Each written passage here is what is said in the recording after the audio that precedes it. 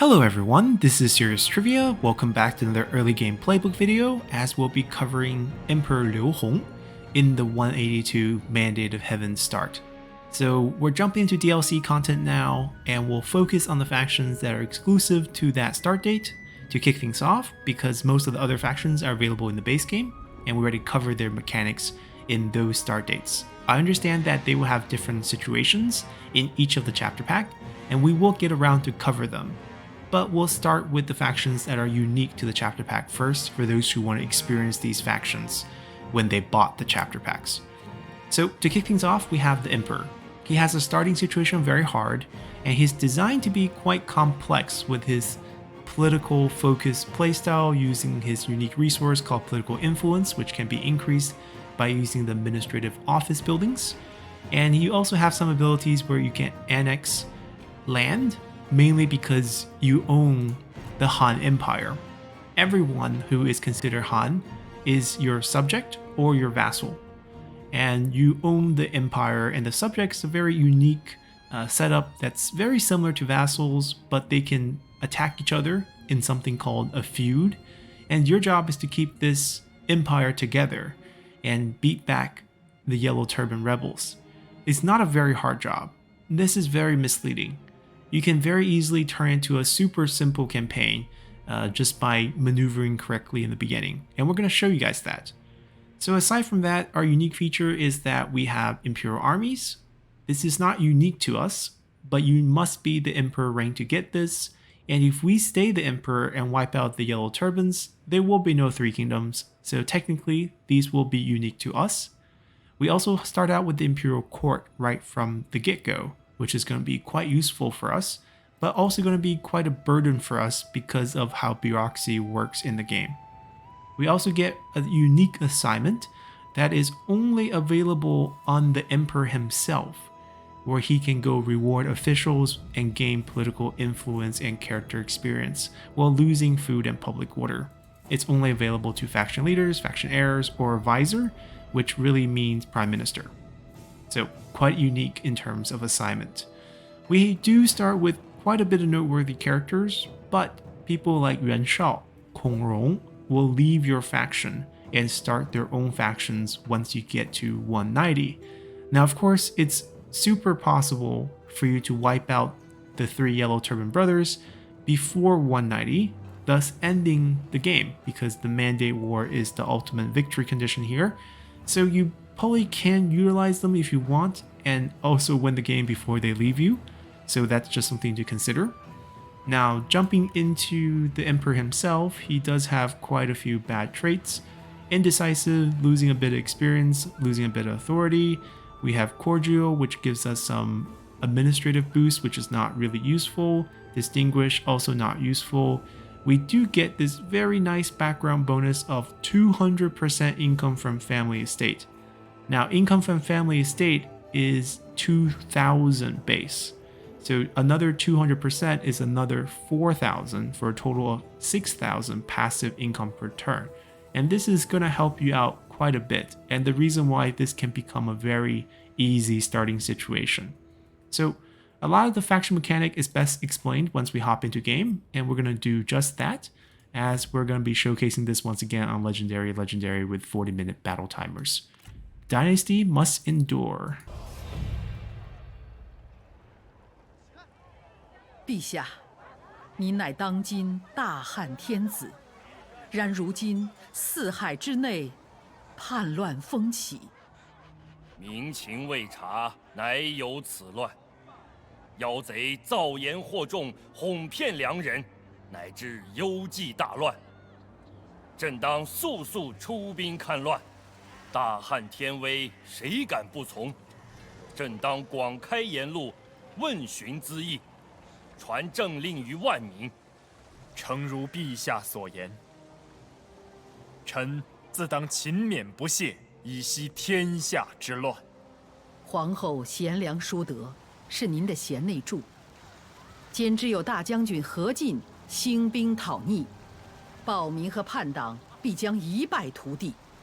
此言不虚，幽寂贼人以区区之众迎天下百万之师，早晚休矣。你乃是天命所归，然而却有作乱为祸之徒妄称天命，企图颠覆汉室，千万别让他们得逞。 Alrighty, so that was our flyby. There's not much to read here, a bunch of fluff. Our first job is to engage the army here, which is a looter army that is attacking or burn down our trade port. We have a wounded Imperial army here. And the thing about Imperial unit is, while they are super strong, they have a penalty towards replenishment. Right now you can't see it because we're not on friendly territory, but it's very difficult to get them to recover to full health due to the penalty they take on replenishment. So we're going to try to solve that. And our reward for engaging them is to get 80 points of political influence, which is going to be a very critical resource for us to use throughout the beginning part. And the game is designed to have you slowly gain these points so you can fire the people in your court. And we'll explain why we might want to do that through all the mechanics very, very soon. But the first thing we have to do is check our items, because this guide is not 100% guaranteed. It really depends on what items are spawned into the game on turn 1. And the reason why I say that is because there's two particular items that we're looking for. First, it's a follower item called the eunuch, and the second is the garlic fragrant leaf, which is an accessory item. And even though we don't have it, it doesn't mean we can't get it, because we are the ruler of a huge empire with many, many subjects who can trade with us on turn 1. So we will spend the first turn looking through all our subjects' inventory for the eunuch and for the garlic leaf. 很高兴与你见面。 And if we could get 2 eunuch, it'd be even better. The garlic 1 is good. Even if you get 0, you're still fine. But it's just nice to get them. If you see them on turn 1, go ahead and grab them. But the eunuch is very crucial to this strategy. You need at least 1 for it to work. Ah, Liu Biao. Good man. We got ourselves 1 eunuch. So this is going to be worth 7.2 unless he likes you. He does. Good job, Liu Biao. So we can trade him cash or items that you start out with that you don't want. You have a silver bow on Shixie, and you have a robe that's, I think, did we get that? I think that is in your inventory at the beginning. And this is spawned on turn 1. Okay, we'll remember that Liu Biao has this, but we'll go out and take a look at what we got. Yeah, we start out with a silver robe, we start out with a silver bow, 2 silver swords, and 2 bronze sword, a stone pig. Those are the items you start out with every single time that you can trade. So it's a lot of items, and you also get quite a few ancillary items from the beginning.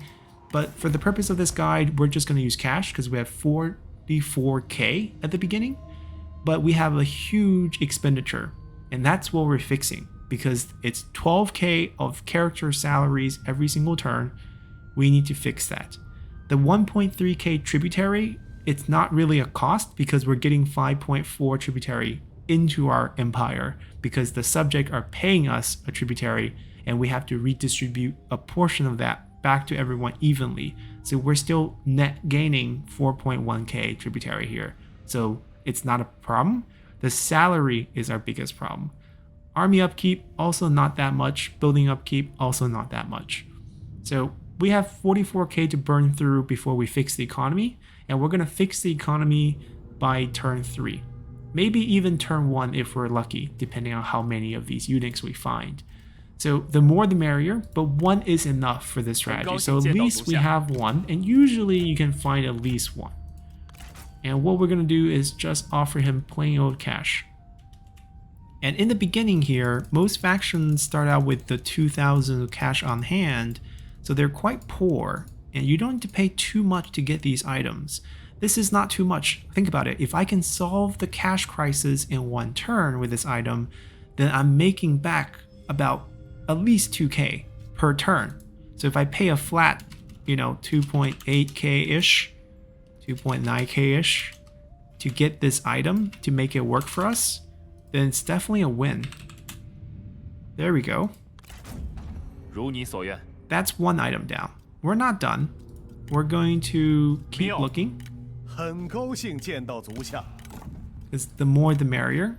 But I'm going to only showcase one of them. But we'll look through just to kind of give you a gauge of how many subject members we have that we can trade and how likely it is you find a eunuch. If you don't find one, it's bad luck. Now the garlic might not spawn. That is a pretty rare and powerful item that was introduced during the Furious Wild DLC. So if it doesn't spawn here, I mean, same thing as Shaman, right? Shaman's also kind of rare. It's understandable if it doesn't spawn, but we're hoping to find one. A suitable backup option would be the water clock, which is rather common and cheap to trade for, and it offers about 3% replenishment instead of the 15% for the garlic, which is just incredible to heal back the Imperial army. 别来无恙啊！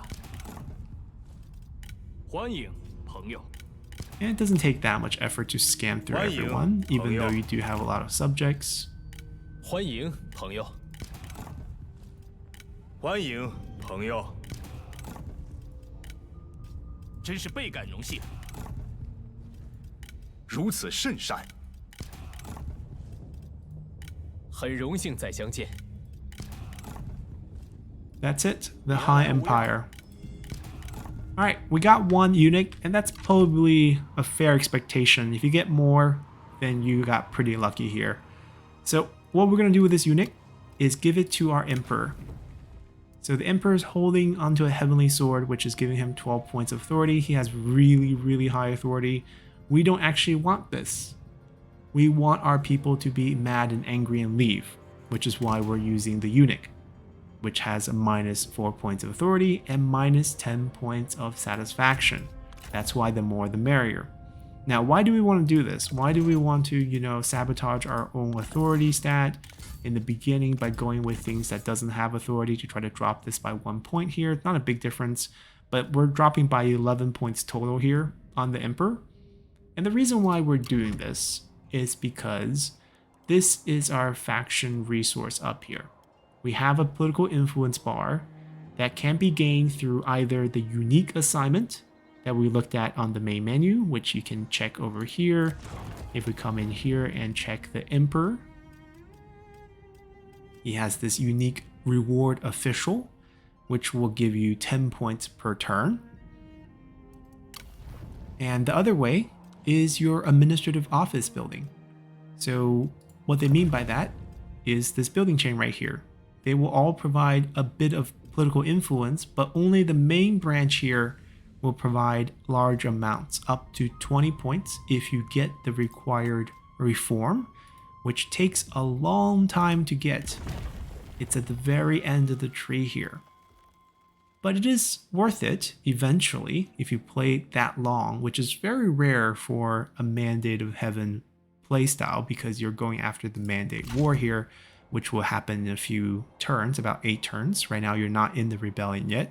But let's say you get there 20 points plus 500 base peasantry income on this building. There's also a thing called Fervor. This is not something I'm going to explain in this guide. If you're curious about this or how to control this, we'll talk about this a lot in the 3 Zhang brother video because it's more relevant to them. For most Han factions, what you want to do with Fervor, if you have high Fervor, which can be checked on this icon outside, Fervor only exists during the Mandate War. So if you don't want to control Fervor, all you have to do is wipe out the Zhang brothers and it will go away. But if you don't want to wipe them out and you want to extend the war, then the only way to really battle Fervor is by using a commander assignment. So it has to be a commander, and they have a unique assignment during Mandate of Heaven DLC called Quell Unrest, which will reduce Fervor by 15 points, but you will lose 33% of all income source. This is probably the most efficient way to reduce Fervor, or else you have to build useless buildings like military infrastructure, like the temple, like the administrative office to reduce them, and there are also buildings that like to tax that will increase them. So these are things you have to consider. Now, we're not going to talk too much about Fervor aside from this. And it's not really going to be a big problem for us because we're starting far away from the old turbans. They spread fervor from their land. What we really want to talk about is how do we use political influence? Well, if we open up our court, you can see that we have an imperial court at the start. And let's say if I don't like a certain person and I want to release them from service or release them from office, we need to spend 80 points. Basically, you're not allowed to fire people unless you have political influence. Now, why might we want to fire people? Well, notice everyone has an icon next to them, representing the colors of the bureaucrats, which are green, the dynasty, which are red, and the warlords, which is the shade of purple. What these represent are bonuses applied to your faction depending on how many points of these influences exist in your court. So if we hover over Kongrong, you see that aside from the normal bonuses he's providing, we're also getting 3 points of bureaucratic influence. This is not per turn. This is just a flat 3 points that he's providing. And the position of Grand Tutor is also adding 6 more points just as a passive add for whoever faction is in this position. So if we had a warlord, it would be plus 6 point, and then the plus 3 is unique to Kongrong. And every character is not randomly, but is assigned a value by the game for Mandate of Heaven. So for example, we have Chen Dan over here, also plus 3, also won the Prime Minister or Grand Excellency positions, also plus 6. But if we move down over here, you see that the Minister position doesn't provide any passive Warlord points, and Tuelia here has plus 3, plus 3, plus 3. I'm trying to find a non-plus 3. There we go. Dongchong, plus 2 points. Plus 3, plus 3. There's also plus 1 point as well, but these are all plus 3 here. And you can see this position's only plus 4, and he's only plus 2. And I believe the reason why this is plus 4 is not because the position's weaker, but because his base point's weaker. The position value should be 2 times your base value. So these positions all double or triple essentially your influence. And right now we have a lot of bureaucrat influence. The circle around it is filled. These are tiers. At the first tier, you lose 1 trade agreement. You gain 50% cost to construction. You gain construction turn, but you gain satisfaction, character experience, but increase recruitment cost. Pretty bad. At tier 2, it gets worse. And worse until the bonus is just character experience. And then even worse. And finally at tier 5, which is where we're at, you see that we are suffering from minus 5 trade agreements, plus 250% construction cost, plus 3 turns of construction, plus 125% recruitment cost. This cripples us. And the reason why we're at this level is because we have something called the eunuch. These are men who cannot be deployed, but they passively provide these bureaucratic points as long as they're sitting in your faction. They don't even have to be here. They're giving us 39 points. Each of them's giving us 3 points based on a trait that they have called the eunuchs, plus 3 bureaucratic influence. Aside from this terrible trait, they also will add 10% character salary faction-wide, which is stackable, which is why these 13 eunuchs are increasing our character salary for the faction by 130%, and that's why we have this 12k salary that we are, dying from.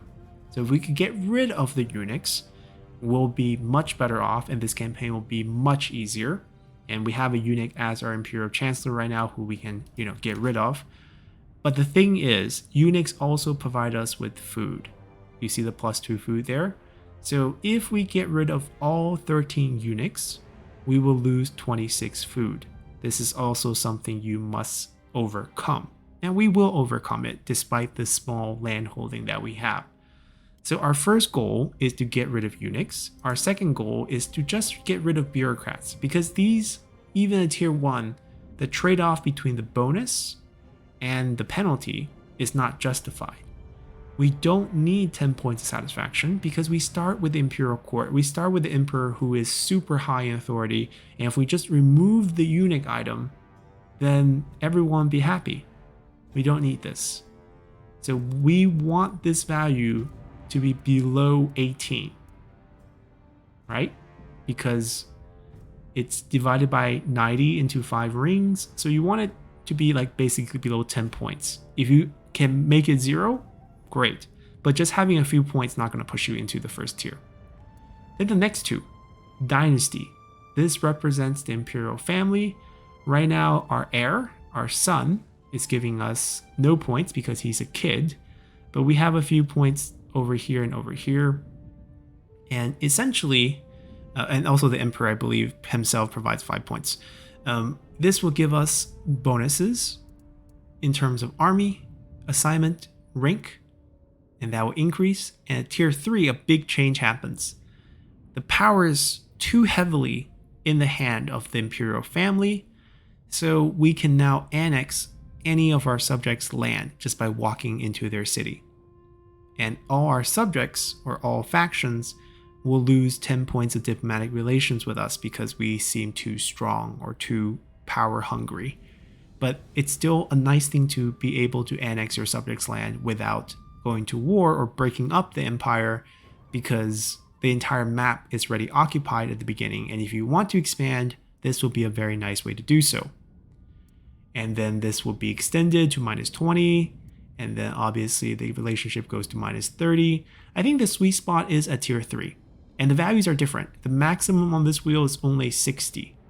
So somewhere around 36, it doesn't have to be 36, probably above, it's 12 points for each. So probably around 30 to 36, that range will do it for you in terms of getting the annexation. Over here, the warlords is also out of 60 points, and this will increase your income for all ally factions and replenishment for all ally factions. So the entire map, all your subjects will get benefit. And of course, since you will take tributes from them, increasing their income will technically increase your tribute income by the exact same percentage. So this is really just going to increase your income as well. Replenishment also applies to you, which will help your Imperial army. You also gain trade with trade route, basically. But as with the increased power to the Imperial family, if the warlords get too powerful, your court will start worry, you lose satisfaction, but you gain the option to coordinate war with subjects, basically telling them where to go. They don't have to listen to you. So it's not, 100% I get to control the AI faction. And then this will extend to farther satisfaction drop within your own faction, which you can overcome, and then -15. So technically, just looking at the bonuses, Warlord bonus is basically all good, no harm, because you have Imperial Court, -15 satisfaction is not going to be a thing, and you get maximum increase to income, trade, and replenishment. The Dynasty, a tier 3 is pretty good, so that's really your goal in terms of balancing your court. I'm not going to teach you guys who to place where, because it's going to depend on what candidates you get to pick up, what generals you capture or spy convince to join you. You will see the icon next to every single general that is in the game when you play as Liu Hong. What I am going to teach you guys is how to get rid of all these bureaucrats so you don't have to live with this. Because right now, honestly, we can't build anything. We can't recruit any armies because this is just too terrible. So let's fix that first. Well, the first thing we're going to do is, we already made the deal. We can't trade yet, but we will soon. If we drop the bureaucracy down, we get trade partners. That's something to make note of. So what we're going to do is first get our first 80 points. We're going to come here. We're going to attack them. You can definitely fight this one and use your general to do the fighting. You can bring in the crossbowman from behind to shoot them and help you win. He can get a duel, switch his weapon if you want to do that, because you do have some weapons available, a pair of swords, I believe, on Yuan Shao that you can switch over to help you win this fight, and whatever other follower and auxiliary item you can give him. And you can pick up the duel for some experience as well, and your range units can shred these guys. Front line of spear, you will take almost no damage, right? Turtle formation up, you're safe. But for the purpose of, this video, we're just going to delegate. And the reason why we're trying to baby them is because Imperial units, if you don't know already, has a punishment to replenishment. So it's very hard to replenish them.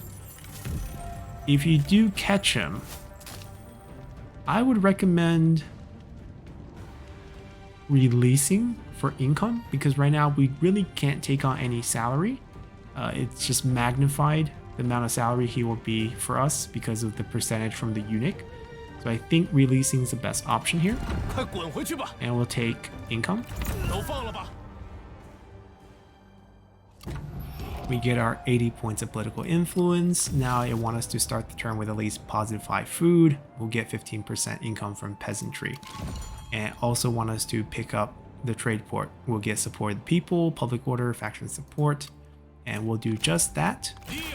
Cost us 4,000, no big deal. And want us to hold the entire commandery. We get to pick up a war blade, which should be equipped on Hejin, by the way.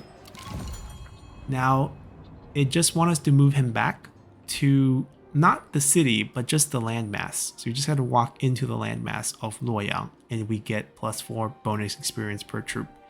And if you look at the units here, minus 13% basic replenishment rate. This is the punishment for Imperial units. That's why if you pick up a garlic through trade, that goes away. And this army will heal very, very easily. And you have probably the strongest army in the game that you can use to steamroll the Yellow Turbans without an issue within the first 10 turns. So the game is super easy at that point. You don't even have to fix your economy because you win the game before it eats up all your income. But we're going to fix the economy because we can. So we equipped the eunuch on the general, or not the general, the emperor. And right off the bat, everyone will lose 10 points to the auxiliary from people in power. But it's still not low enough. You want to look at the non-deployable characters. These are where the eunuchs are. So we're going to start reducing them in terms of their satisfaction. And there's 2 techniques to use. The first one is titles. You can give them a title, take it away, and they feel like they got fired. That's -10. You can also give them an administrator position and then dismiss them on the same turn. It's a different form of firing, and they will get -20 from that. So technically, you can reduce everyone by -30. But as you can see, that's not enough for most of them. Some of them will go away, right? Once they drop to 0, they'll go away. So the first thing we actually have to do is kick out one person using our 80 points. Cost us 80 to kick anyone out. And the person we're going to kick out is going to be the eunuch, because that way we get rid of a eunuch right off the bat, and we get rid of a position who is sitting inside our imperial court, providing his authority as satisfaction to everyone. So this is going to be perfect. Now, it's not like Talding is useless. Talding is the only character in your faction on turn 1 with passion as a skill. That way he can bring the assignment of conscription, which gives you 10% replenishment.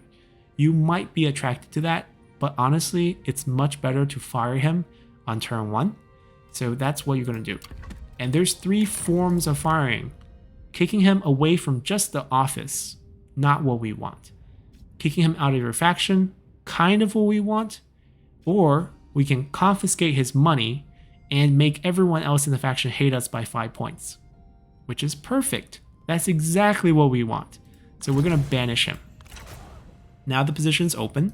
You can assign someone there, but I would advise you to wait, because anyone going into that position will pass on their trait bonuses as well as their authority bonuses to your faction. So if they're going to bring any sort of satisfaction gain, it's going to slow you down in terms of firing all your eunuchs.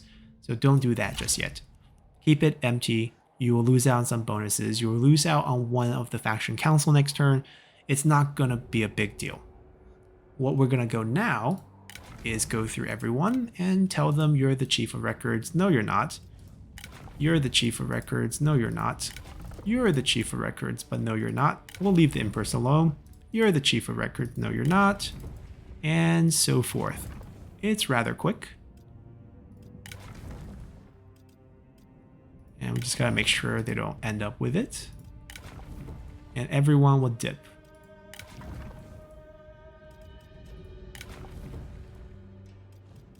And in case you're curious about the eunuchs, we did do a non-deployable character tier list, and we did cover all of them in detail there. Some of them have pretty nice backgrounds and can be useful, but I would advise just firing everyone.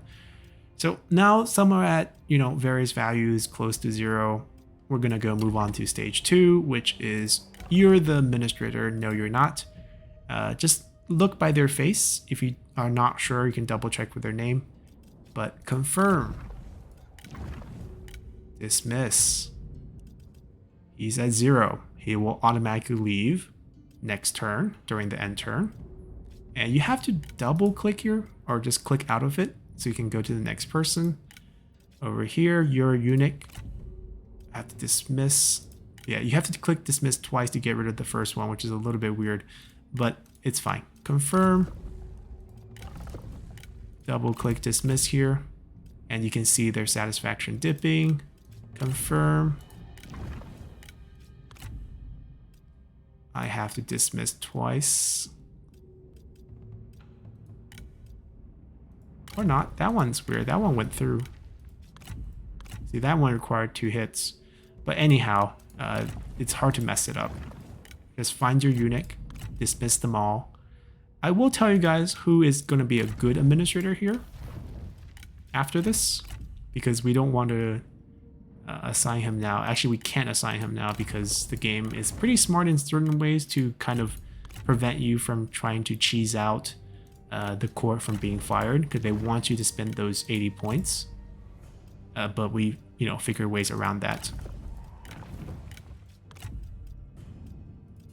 And this eunuch strategy is very, very good, because after you use up this eunuch, trade it to a faction whose characters you want to steal as spies. And they will basically have the leader equip the item, and everyone in their faction will drop points. And once you have spy positions available, you can look for turncoats in that faction with much more success. So you can get double use out of your eunuch. Okay, now we're done. We could technically use one of the existing characters and put them in as the administrator. You might be even tempted with He Jin because he has really high expertise. But the person you really want is Chen Dan. There's a couple of reasons for this. Chen Dan's starting retinue is an Imperial unit retinue. So if you put him here, you get those units as free defense for the capital. That's 1 plus. He is a sentinel. Although the traits are not super great, basically no bonuses, you do get a decent amount of expertise. And once he moves to the administrators are not part of the Imperial Court. The bureaucrat points will go away. You can't shift him this turn, as you notice, because on turn 1, the game doesn't allow you to do that. So I can't shift anyone. Everyone's kind of locked in as though they just became that position. You could fill out the other positions though, right? Minister Herald, if you want to fill someone for relations, you can do that. If you want to do the Imperial clan, you can put your wife there, you get 1 additional assignment, which is actually pretty good. I actually highly recommend this. So put her here. You also get a few dynasty point as well. And the reason why she's the only one available because it has to be a family member for this post. All right, so we did our round and look at the result. 0, 0, 0, 0, 0, 0, 0, 4, 0, 16, 0, and 10. So not everyone's gone, but most of them are going to be gone. The last thing we have to do is set up our assignments. There are a couple useful assignments that we want. One in particular is food. We need to boost our food because when the eunuchs leave, we will have no food. And the only assignment we have for food, as you can see here, are this one, but he is going to leave. So technically, we only have 2 champion generals in Xun Shuang and Xing Zhang, who can boost us by base 4 plus 50% production. And we do have 4 points of production here. Technically only 3. The base value is 3, but it's getting a multiplier. So pick one of them. It almost doesn't matter which.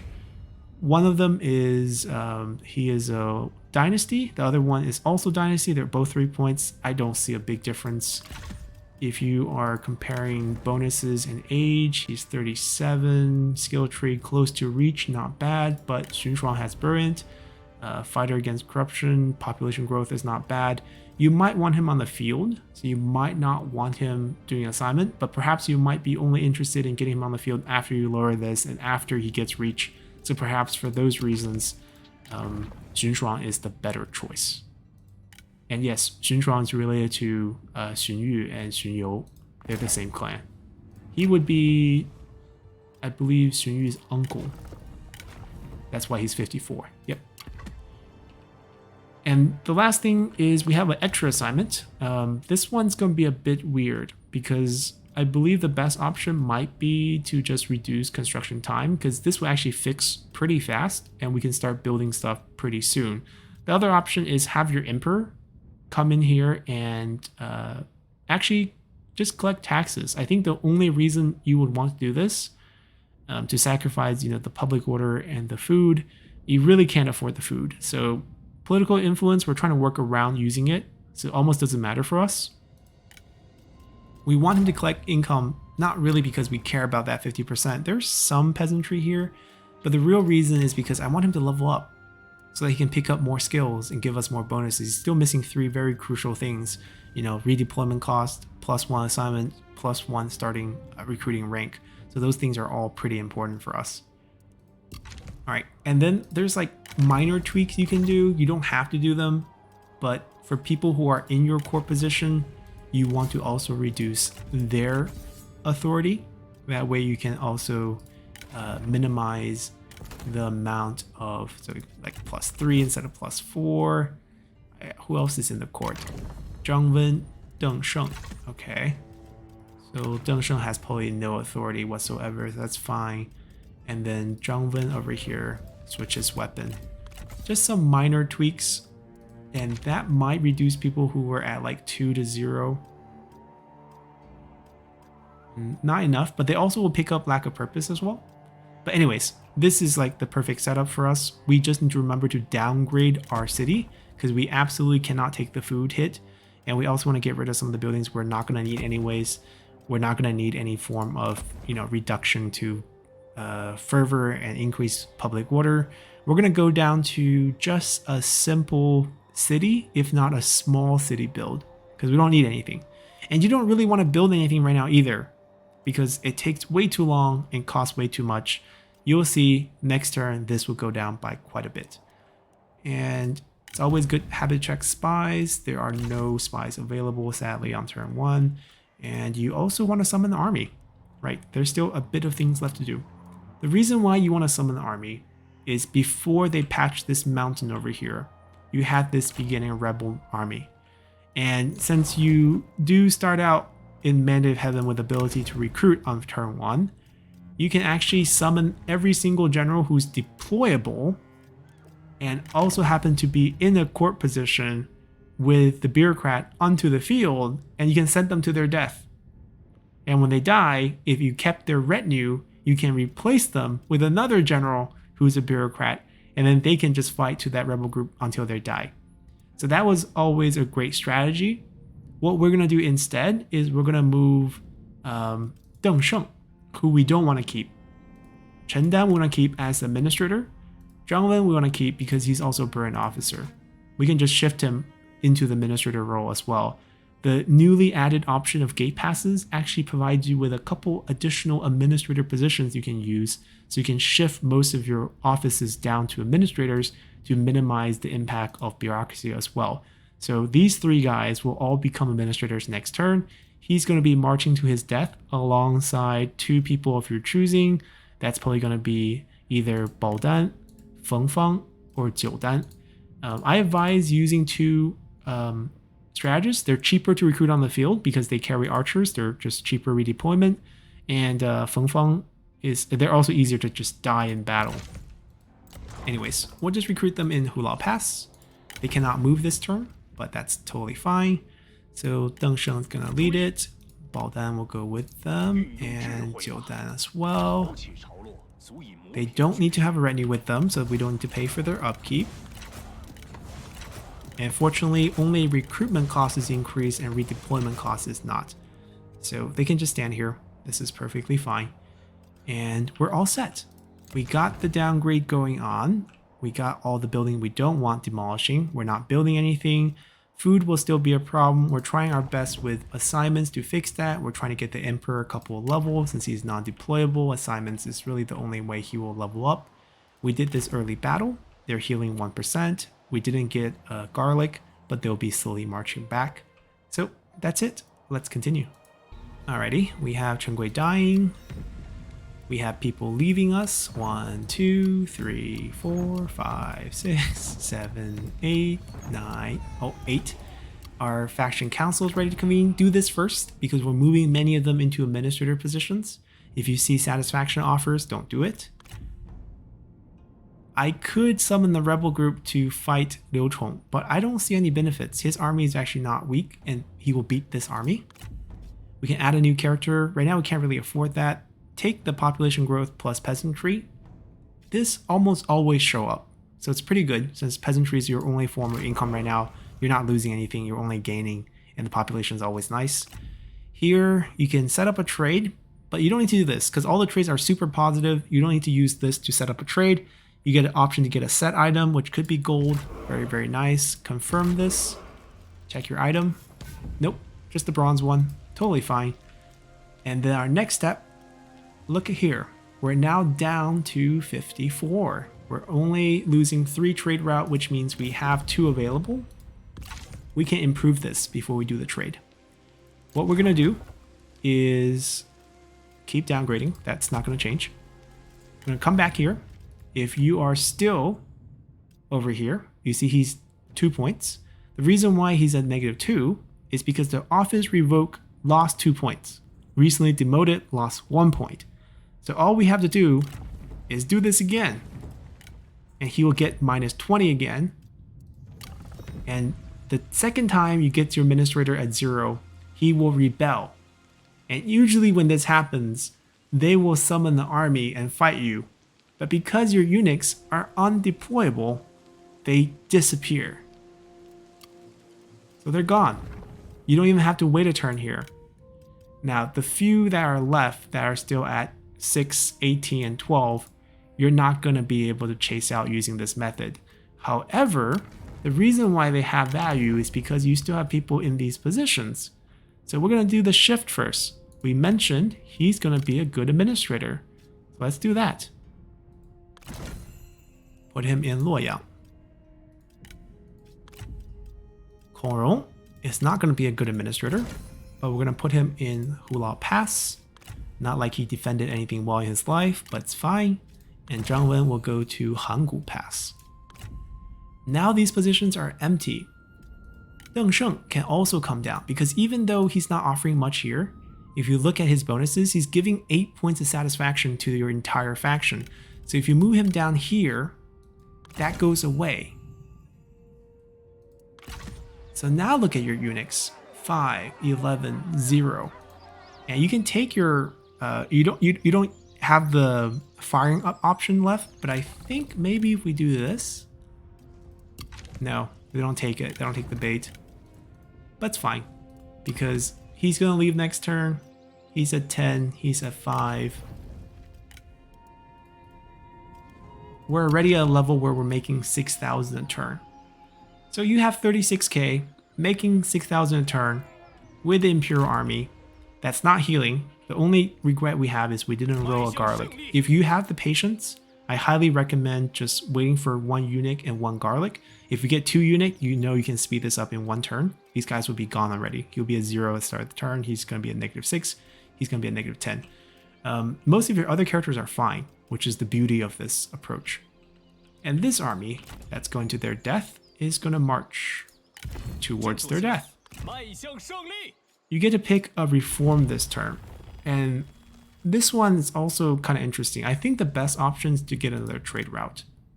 I don't think going any of these yellow one is the correct choice, mainly because this doesn't offer you very much.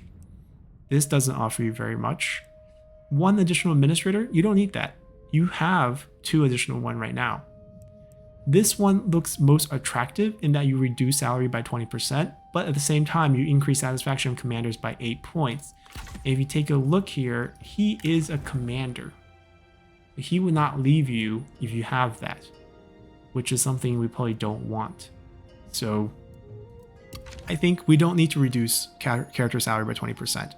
You could make an argument that you keep these 3 guys, you get that reform, and this 10% on them, or 30% on them, becomes just 10%. And the reason why you might want to talk yourself into that is because their bonuses are not bad. 15% construction cost, 10% replenishment, and this is 5 point of satisfaction. So if you want to incorporate some unit into your gameplay, at this point you're done, right? At this point you're done. And you're building, you're just going to downgrade this down to a city. It's 4 slots. You can pick a slot once you lose this last one. You see your bureaucracy is now 1 star. You fixed everything already. So at this point, I feel like we don't even need to show anything anymore because the early game is already solved. The puzzle of dealing with our high bureaucracy, of our negative income, negative food, food is still negative, but if you go all the way down from here, which is negative 24 food, to just a city, 6 food, that's a 18 food difference, right? So it would be a positive 9. Even if we lose 3 more, which is 6 food, we'll still be a positive 3. And we're going to be just perfectly fine. And that's pretty much the game. If you get the garlic, this army will be full in no time. March them up before they even rebel. They rebel on the 8th turn and just wipe them out. Nothing can beat this army. So that's pretty straightforward. You are sending these guys to their death simply because you want to get this to 0 tier, right? Once you get this below 9 points, I think this drops to 0. And then you're just not going to have any penalties here from bureaucracy. And then you will just slowly pick characters. They all have an association with them. Liu Yan's even here. And you can pick them and then put them into your positions after you're happy with the way your court looks, and set up your bonuses for your dynasty and warlord, and just finish the campaign from there. So hopefully you guys enjoyed this guide, and hopefully you guys can enjoy Mandate of Heaven. We'll be moving on to Luzhi next week before covering the 3 brothers. So until then, bye!